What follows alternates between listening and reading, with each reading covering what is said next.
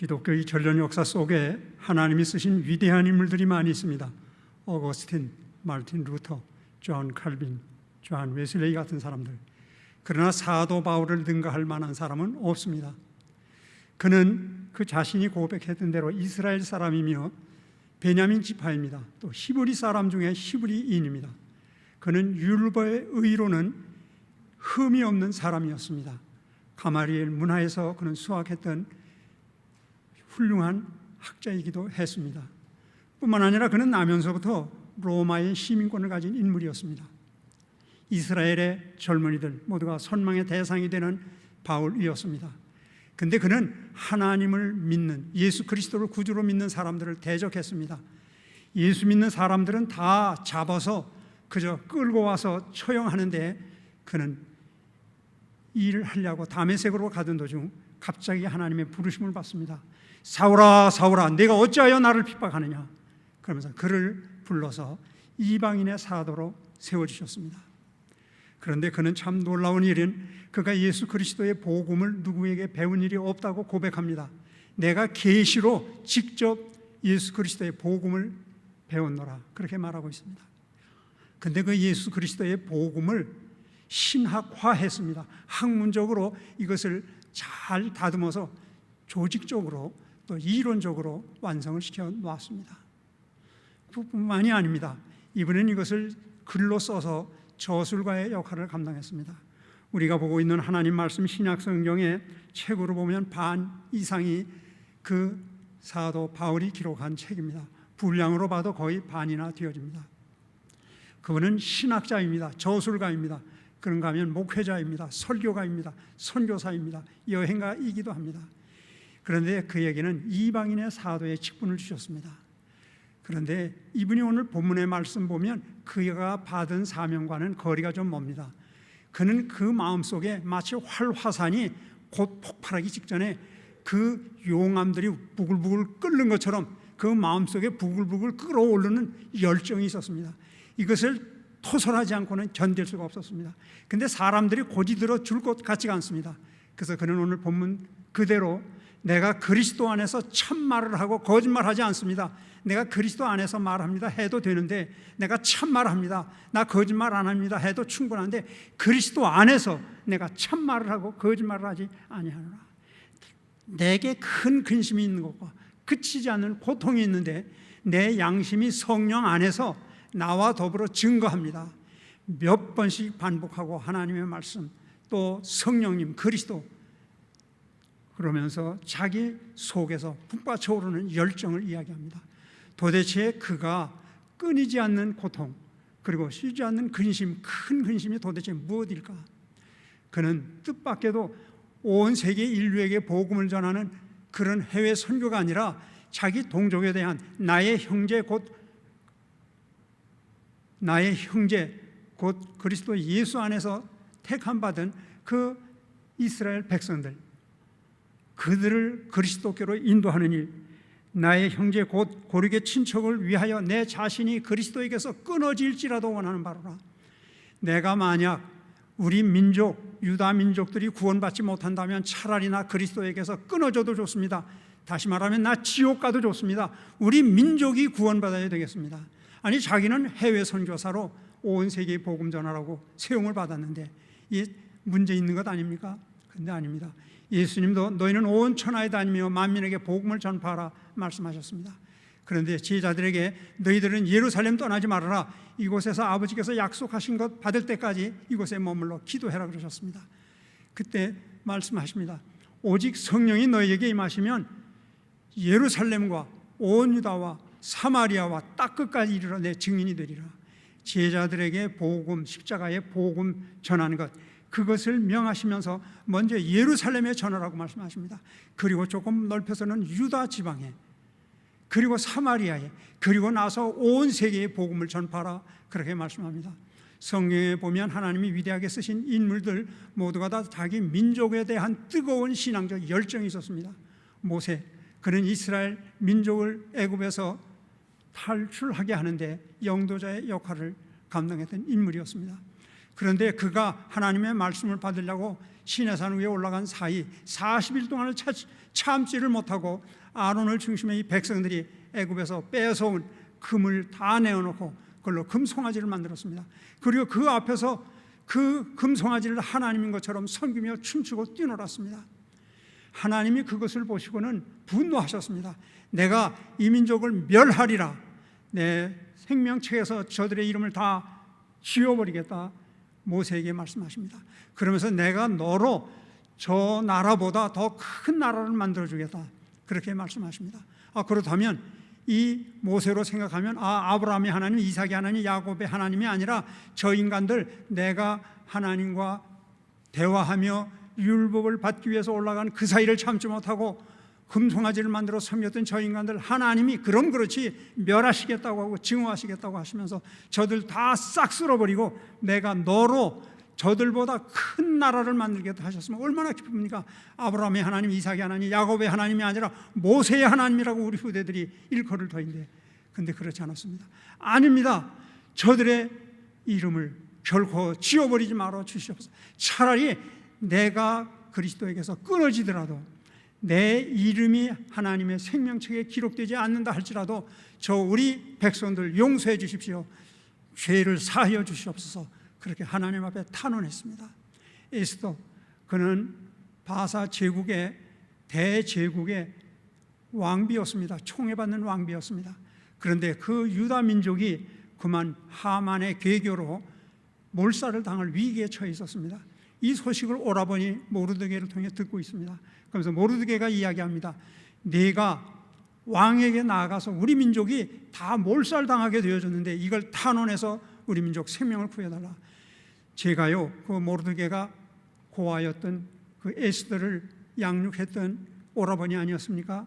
제가 임금님 앞에 지금 못 나간 지가 한 달이 되어졌습니다. 그런데 그 누구도 어떤 벼슬에 있는 사람이든지 누구든지 임금님께서 부르지 않으셨는데 그 앞에 가면 모두가 다 목배임을 당하게 됩니다. 나 한 달 동안을 왕을 뵙지 못했는데 내가 어떻게 나갑니까? 그랬더니 내가 만약 나가서 말하지 않으면 우리 민족은 다른 데로 구원을 받을 거다. 그러나 너와 내 집에, 내 아버지의 집은 다 멸망받을 거다. 그렇게 오라버니 모르드게가 말을 했습니다. 그때 에스더는 말합니다. 내가 우리 시녀들과 함께 사흘 동안 물도 마시지 않고 밥도 먹지 아니하고 하나님 앞에 금식하며 기도할 터인데 오라버니, 우리 동족들로 하여금 이 바사 나라, 페르시아 나라 127도에 사는 모든 우리 유다 민족들에게 나와 함께 금식하며 기도해달라고 하십시오. 그 다음에 내가 죽으면 죽으리이다. 왕 앞에 나아가겠나이다. 에스더, 자기는 왕이 지금 유대인인지도 모릅니다. 아무도 모릅니다. 비밀로 했었습니다. 그런데 자기 신분을 밝히고 죽으면 죽겠다고 하며 동족을 살리기 위해 이렇게 나아섰습니다. 우리는 이 민족을 사랑하는 것, 우리는 온 세계에 복음을 전할 그런 사명을 받았습니다. 그러나 먼저 우리는 이 민족을 복음화해야 하는 사명이 있습니다. 민족 복음화 운동, 어디서 많이 들어보지 않으셨습니까? 제가 알기로는 이 영락교회를 개척하시고 세계적인 교회로 만드시고 한국교회 어머니 교회로 만드신 한경지 목사님께서 이 민족 복음화 운동을 재창하시면서 열심히 일하셨던 것으로 알고 있습니다. 이 민족을 구원하는 일, 우리에게 참 귀한 일입니다. 그런데 이때에 하나님이 가장 기뻐하시는 이 민족 중에서도 누구에게 복음 전하기를 하나님은 기대하고 계실 것인가? 하나님은 높은 자, 많이 가진 자, 배운 자 아닙니다. 가장 낮은 자, 배고픈 자, 헐벗은 자, 목마른 자, 나그네 된 자, 또 병든 자, 옥에 갇힌 자, 이런 가장 작은 자에게 한 것이 곧 내게 한 것이라고 말씀합니다. 그러면서 이 때에 누구에게 복음 전하는 것을 하나님이 가장 기다리고 계시고 가장 기뻐하실 것인가? 예루살렘에서 여리고로 내려가다 강도 맞는 사람이 있었습니다. 모든 레위인이고 제사장이고 다 그냥 지나갔는데 사마리아인이 그를 싸매주고 여관에 맡겨놓고 비용을 대주고 더 들면 내가 와서 이거 다 갚아주겠다고까지 이야기했습니다. 그 예루살렘에서 사마리아로 내려가다가 여리고로 내려가다 강도 만난 사람 같은 사람이 지금 우리 민족 국가에서는 누구입니까? 오늘도 성경본도 해주신 집사님께서 저 북한에서 오신 분이라고 해서 참 깊은 애정을 느끼게 되어집니다. 지금 저 북녘 땅에서 이 땅에 내려온 그 탈북자, 그러나 저들이 그 소리 듣고 싶지 않습니다. 우리는 한반도가 다 대한민국인 줄 알고 있습니다. 그 부속도서도 다 대한민국이고 그곳에 사는 사람은 다 대한민국 시민인 줄 아는데, 국민인 줄 아는데 우리는 북한을 탈출해야 했다고 합니까?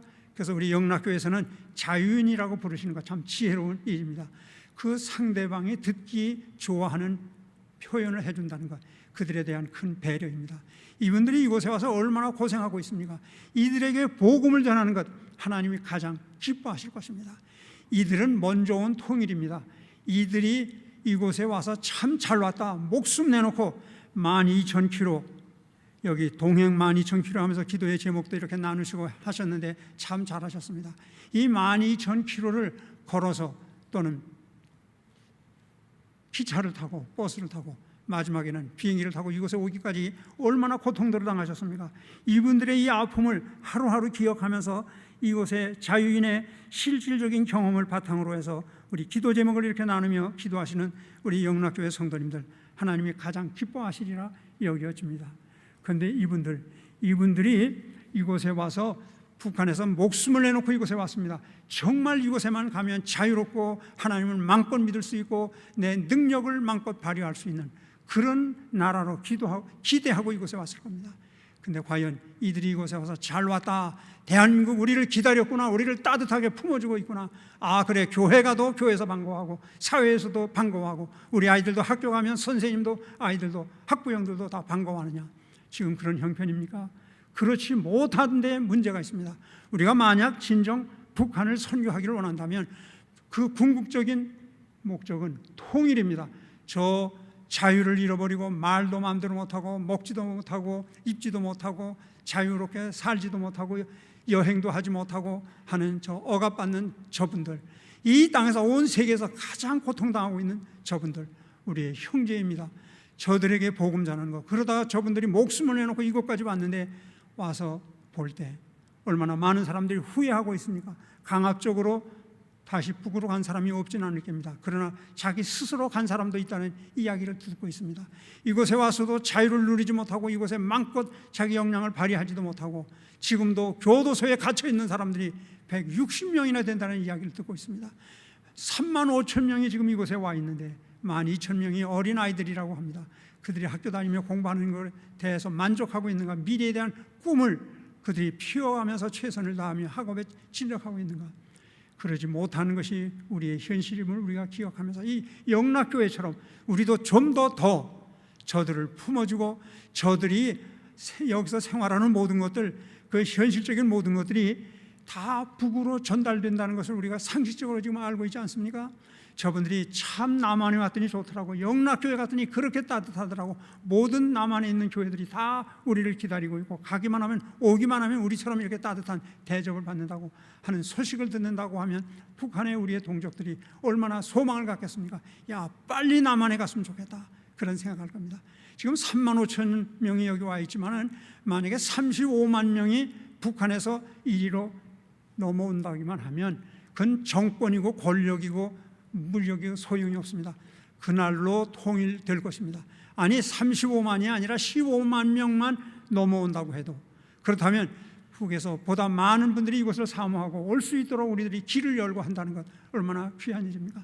또 북한에 있는 우리 동족들에게, 그들에게 복음을 전하는 것, 동방의 예루살렘이라 칭함을 받았던 저 평양, 그 밖에 신의주, 선천, 정주, 이곳은 주일날은 철시하고 모두가 하나님 앞에 예배드리는 일에 최선을 다하지 않았습니까?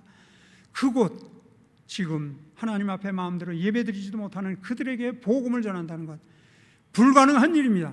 어떻게 그들에게 복음을 전한다는 말입니까?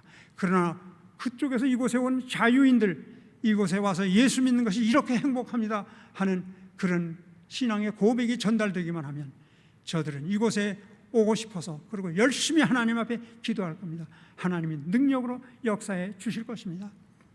저 자유인들이 마음껏 신앙생활하고 마음껏 생활하고 아이들은 공부할 수 있도록 우리가 돌봐주고 격려한다고 하면, 그러나 또 그분들에게도 죄송한 말씀드리겠습니다.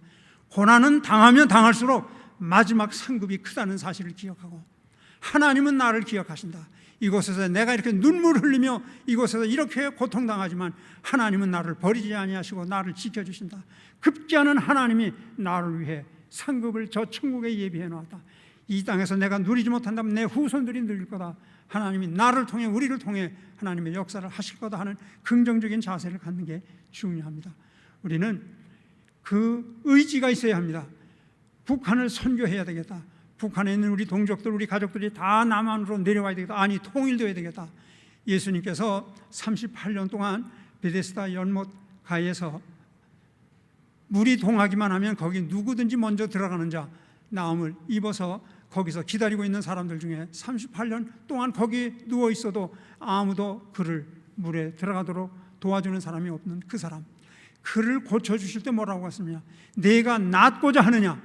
아니, 38년 동안 그렇게 누워서 꼼짝 못하는 사람이 얼마나 낫기를 원했으면 들것에 들려 그곳에 매일 와서 기다리고 있었겠습니까?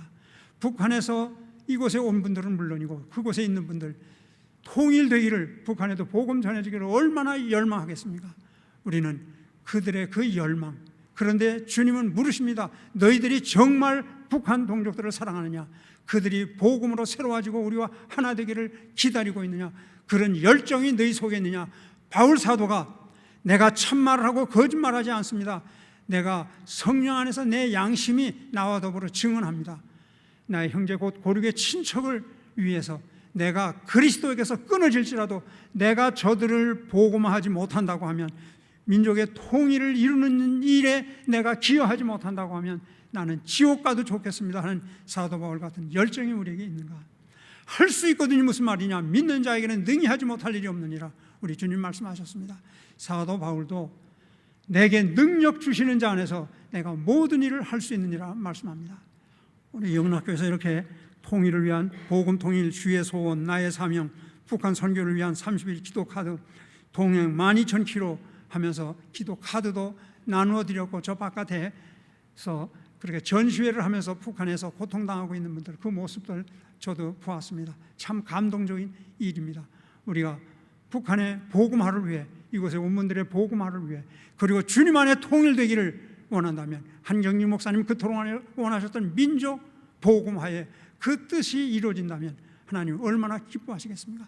우리가 그런 열정이 있다고 하면 지금 6월달만이 아니라 1년 12달, 아니 통일이 되는 그날까지, 주님 오시는 그날까지 우리 민족 전체가 예수 그리스도를 믿어 하나님께 영광 돌리는 백성들이 되는 그때까지를 위해 최선을 다한다면 하나님이 기뻐하실 것입니다. 오늘 또 우리 여기 북한 선교국에서는 여기 표로 너희는 위로하라, 내 백성을 위로하라. 이사야 40장 1절에 보면 너희의 하나님이 이르시되 너희는 위로하라, 내 백성을 위로하라. 그러면서 예루살렘 귀에 들리기까지, 그의 귀에 닿기까지 크게 외쳐라 말씀합니다. 그러면서 뭐라고 말씀하시냐면, 저 바벨론 포로로 붙잡혀 있는 유대인들, 그들의 복역의 때가 끝났다. 그들의 죄가 다 사함을 받았다. 그들의 죄는 배나 벌을 받았다. 다시 말하면 이젠 바벨론 포로 생활에서 자유함을 얻어서 다시 꿈에도 그리던 고토인 팔레스타인으로 돌아갈 때가 다 되었다고 선지자 이사야를 통해 하나님이 선포하신 말씀입니다. 그런데 이 본문의 말씀을 깊이 연구해 보면 이것이 언제 이사야 선지자를 통해서 주신 말씀이냐면, 유대 나라가 바벨론 느부갓네살 왕에 의해서 함락되고 예루살렘 성전이 다 불타고, 그리고 궁궐도 다 불타고 고관집들도 다 불타고, 그리고 왕의 아들들이 학살을 당하고 왕의 눈이, 두 눈이 이렇게 다 빼낸 다음에 쇠사슬로 묶어서 바벨론으로 끌려가던 그때, 그 예루살렘 함락 전 120년 전에 주신 말씀입니다. 아직 바벨론의 포로로도 안 잡혀갔습니다. 그런데 그 120년 전 예루살렘이 바벨론 느부갓네살 왕의 군대에 의해서 포위당하고 모든 것이 불타고 모든 것이 끌려가고 하는 그때 되기 120년 전에 이미 이사야 선지자를 통해서 위로의 말씀을 주신 겁니다. 이 사랑이 많으신 아버지가 자식들이 잘못하면 야단을 치고도 회초리로 종아리를 때리고도 저 녀석이 아버지를 미워하면 어떨까? 아버지를 어두운 아들이라고 자기를 생각한다고 하지는 않을까 하면서 불안해하는 것이 아버지의 마음입니다. 이 아이가 내가 이렇게 야단쳤다고 해서 실족하면 어떻게 될까? 이 부모님은 자식들을 야단을 치고도 걱정합니다. 집 나가 하고 야단을 치면 어떤 녀석들은 집을 나가버립니다. 아, 이놈아 좀 가만히 붙어있지, 내가 나가란다고 정말인 줄 아느냐? 그리고 자식이 밖에 나가면 아버지는 전전긍긍합니다. 저 녀석이 어디 갔다 무슨 일 당하지는 않을까? 저 녀석이 돌아올 건가? 그리고 기다립니다. 하나님의 마음이 그런 겁니다. 하나님이 세상을 이처럼 사랑하사 독생자를 주셨으니 이는 저를 믿는 자마다 멸망치 않고 영생을 얻게 하려 하심이니라. 이게 벌써 예수님 탄생하시기 전에, 아니 예수님 오셔서 이 땅에 복음 전하면서 주신 이 성경 말씀의 요지 아닙니까? 핵심 아닙니까? 그런데 예수님이 이미 돌아가시기 전에 보면 하나님께서는 에베소서 1장 3절에 보면 찬송하리로다 하나님 곧 그리스도 예수 우리 주 아버지께서 우리를 창세전에 그리스도 안에서 택하시고 그 기쁘신 뜻 안에 우리를 예정하시고 그 사랑하시는 자 안에서 우리를 아들들 삼아주셨다. 왜 그러했느냐? 하나님의 은혜의 영광 거저 주시는 건데 찬양하게 하기 위함이라. 우리가 이 땅에 태어나기 전에, 창세 전에 우리는 그리스도 예수 안에서 이미 하나님이 택하셨다고 말씀합니다. 그리고 예정하셨습니다. 그리고 그리스도 예수 안에서 우리를 아들들 삼아주셨습니다. 이게 창세 전에 이미 우리나라는 분명히 통일될 겁니다. 이곳에 와서 고통당하고 있는 우리 자유인들, 결국은 우리 영락교회 같은 따뜻한 교회가 열심히 이렇게 할 때 소문나면 모든 이들이 다 그리스도교로 나올 겁니다. 북녘 땅에 고통당하고 있는 우리 동족들이 남한에 가서 고통당하면서도 예수 그리스도를 믿어 소망을 가진 그들의 소식을 들으면서 하나님 앞에 부르짖을 겁니다. 이미 창세전에 우리를 예비하시고 택하신 하나님, 그리고 바벨론이 이스라엘 백성들을 포로로 잡아가기 그 이전 120년 전에 이사야를 통해 위로의 말씀 주신 하나님, 오늘 우리에게도 위로의 말씀 주심을 기억해야 할 겁니다. 하나님은 이미 우리나라 통일 주실 계획을 가지고 계시다고 확신합니다. 또 세계 여러 나라의 석학들이 우리나라가 세계 인류 역사에 크게 기여할 것을 예언하고 있습니다. 알빈 토플러라고 코넬 대학 명예 교수입니다. 이분은 세계 정세 분석가입니다. 그리고 미래 예언하는 훌륭한 학자입니다. 이분이 뭐라고 말하냐면 21세기 이 세계는 쌀 먹는 동북아의 민족이 그렇게 할 거다. 그럼 동북아의 쌀 먹는 민족이 세계를 지배할 거다. 21세기에 그 20세기 말에 그렇게 말했습니다. 그러면 동북아의 쌀 먹는 나라가 몇 나라나 됩니까?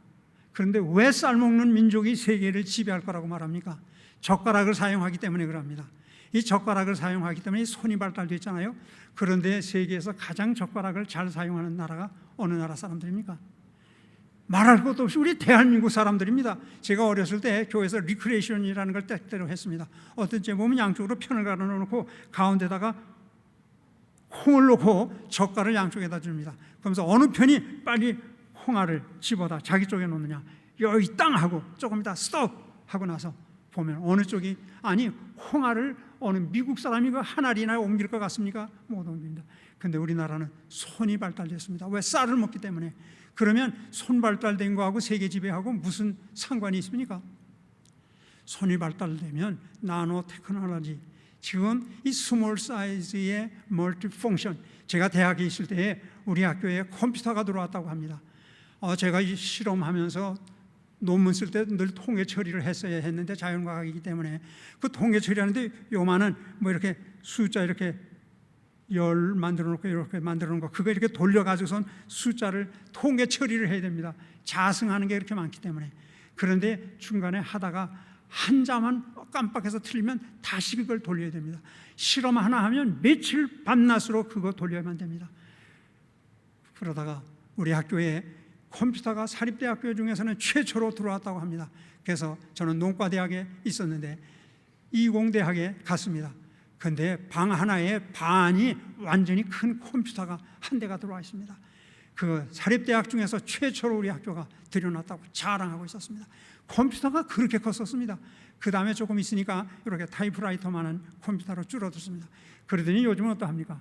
우리 모두가 가지고 다니는 이 핸드폰에 컴퓨터 모든 기능 다 하지 않습니까? 저희 교회 제가 심호할 때 한 7천여 명의 재적이 있었는데 그분들의 이름, 생일, 아이들, 학교 어디 나왔고 직장이 어디고 아이들은 무슨 공부하고 있고 모든 것이 이 속에 컴퓨터처럼 다 들어가 있습니다.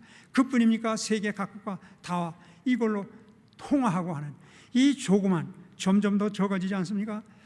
점점 기능은 다양하면서도 크기는 작게 만드는 게 이게 21세기의 특징 아닙니까? 그런데 대한민국이 이거 가장 잘 만들고 있지 않습니까? 그러니까 대한민국이 21세기 세계를 지배할 게다. 그 다음으로는 제3의 맛이 세계를 지배한다고 말합니다. 제1의 맛은 가공하지 않은 원료 그대로 소금 찍어서 먹는 것을 제1의 맛이라고 합니다. 제2의 맛은 무엇입니까? 양념 넣어서 가공식품 먹는 겁니다. 제3의 맛은 뭐죠? 발효식품.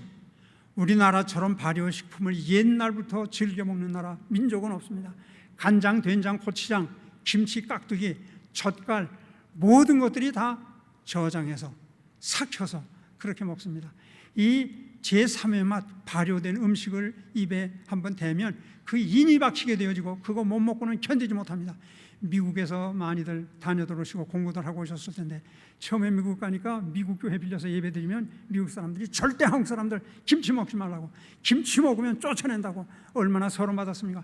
요즘은 배운 사람들이, 가진 사람들이 더 한국 김치가 영양가 많은 영양식이라고 하며 즐겨 먹고 있습니다. 제가 모스크바에 가서 이렇게 학생들 지도하고 책임을 맡고 있습니다만은 러시아 학생들까지도 김치를 그렇게 좋아합니다. 빵에다 고추장을 발라들 먹고 있습니다. 이 발효식품이고 건강에 좋다고 하니까 이 세계를 지배하는 이 제3의 맛, 우리나라보다 발전된 데는 없습니다. 그리고 21세기는 태평양 시대입니다. 1995년 세계 최대의 항구가 뉴욕에 있었습니다. 그런데 1995년 LA로 세계 최대의 항구가 옮겼습니다. 지금 태평양 시대입니다. 그런가 하면 폴 케네디라고 예일대학 교수, 이분은 대한민국이 온 세계를 지배하지 않을 수 없는 이유를 말했습니다. 그것은 문화 때문이라고 말합니다. 한국의 문화. 아마 80년대였었을 겁니다. 일본의 문화를 개방한다 하는 소식이 들려졌을 때 언론들이 야단했습니다. 뭐 국민들도 야단했습니다. 우리나라 문화의 꽃도 피기 전에 일본 문화가 들어오면 우리나라 문화는 다 박살나버리고 말 겁니다. 일본 문화 천천히 들어와야 됩니다. 그리고 얼마나 불안했고 연기하고 또 연기했습니까? 그런데 일본 문화가 들어와서 큰일 났습니까? 아니에요. 우리 문화가 저들에게 다 나아갔어요. 아니, 우리나라 사람들의 문화가 왜 대단합니까? 왜 외국의 학자가 한국의 문화가 세계를 지배할 거라고? 우리 한국의 문화는 대표하면 한의 문화입니다. 한에 맺혔습니다. 서편제들 보셨죠? 서편제. 그 아버지가 딸을 창을 잘하게 하려고 멀쩡한 눈을 멀게 해서 앞을 보지 못하는 맹인으로 만들어서 딸이 속에서 한이 끓어오르는 소리로 창을 부르게 하려고 하는 그 민족이 대한민국 민족입니다. 우리는 5천년 역사 속에 한 1000번 정도 외침을 받았습니다. 일본의 침략도 많이 받았고 제일 많이 받은 건 중국에 많이 받았었습니다. 그런데 그러면서 얼마나 많이 짓밟힘을 당했습니다. 일본에만이 아닙니다. 병자호란 때는 우리나라 여인들이 60만 명이 붙잡혀갔습니다. 처녀들만이 아닙니다. 남편 있고 자식 있는 여인들도 붙잡혀가서 그 몸을 더럽혀졌었습니다. 그들이 어떻게 다행 구사일생으로 살아서 온 사람들 부모들이 받아주지 않았습니다. 유교 사상이 급해가지고.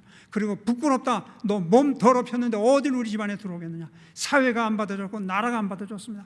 그래서들 돌아오다 강에 빠져 죽기도 하고 절간에 가서 중이 되기도 했고 무당이 되기도 했고 기생이 되기도 했고 자살하기도 했던 그런 비참한 역사, 그 속에서 우리 민족 여인들만 아니라 남정들도 그 전쟁 속에서 얼마나 많이들 죽고 고통당하고 부상당하고 했습니까?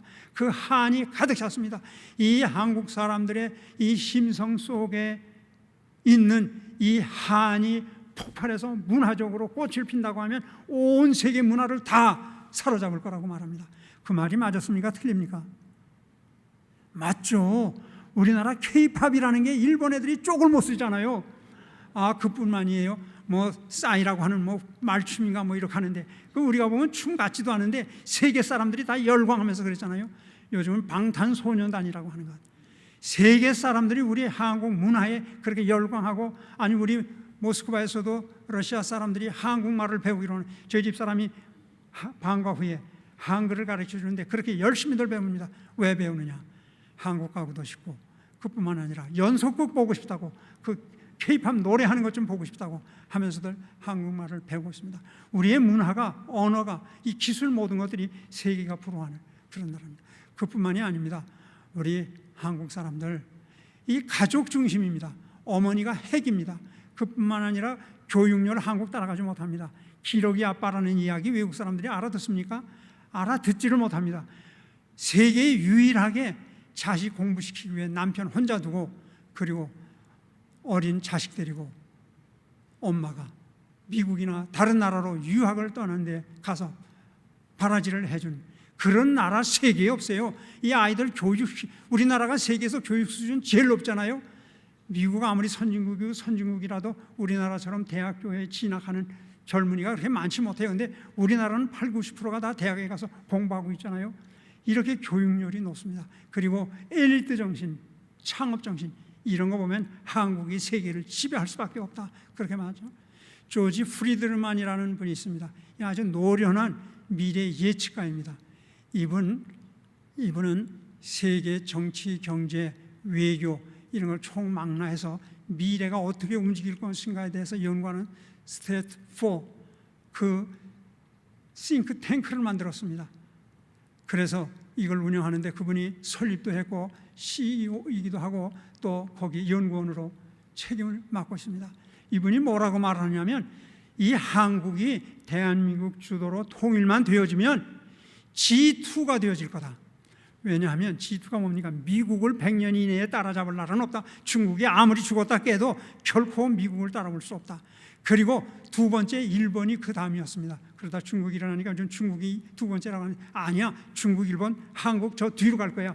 한국이 두 번째로 세계에서 가장 정치적으로, 경제적으로, 군사적으로, 문화적으로 세계를 영도하는 나라 될 거다. 왜 그러냐? 한국의 지식, 기술, 그리고 자본, 그런가 하면 북한의 자원이 많습니다. 지하 자원만이 아닙니다. 인력 자원, 노동력이 풍부합니다. 그 남북이 이렇게 하나만 되어지면 경제 성장률이 연 4%가 될 거다. 조지 프리드만 박사는 뭐라고 말하냐면 25%까지 연 경제 성장률이 이루어질 거다. 그러면 세계 모든 나라의 경제학 교과서를 새롭게 쓰여질 거다. 그때가 되어지면 중국 동북 삼성, 옛날 저 발해 땅, 고구려 땅 아닙니까? 우리나라 땅 아니었습니까? 저들이 그 땅들을 다 자기네 땅이고 우리 한반도까지 자기네 땅이었다고 이야기를 하지만 아니라고 보는 겁니다. 세계 유수한 미래학자들 예견이 저 중국 동북 삼성은 결국은 대한민국이 다시 빼앗을 거다. 그때가 되면 미국 다음에 세계에서 가장 잘 사는 나라, 가장 강력한 나라, 가장 앞선 나라 대한민국 될 거다, 그렇게 말하고 있습니다. 이런 말을 세계 사람들로부터, 학자들로부터 들으면 얼마나 우리 신바람이 납니까? 지금 참 우리가 어려운 생활하고 있습니다. 그렇지만 하나님은 우리 버리지 않습니다. 하나님이 이르시되 내 백성을 위로하라, 너희는 위로하라. 이곳에 자유인 됨들 아직 완전한 자유를 못 느껴 지금 가슴 아파할 겁니다. 그러나 하나님은 여러분들을 위로하기 위해 대한민국 잘 오셨습니다. 미래가 창창합니다.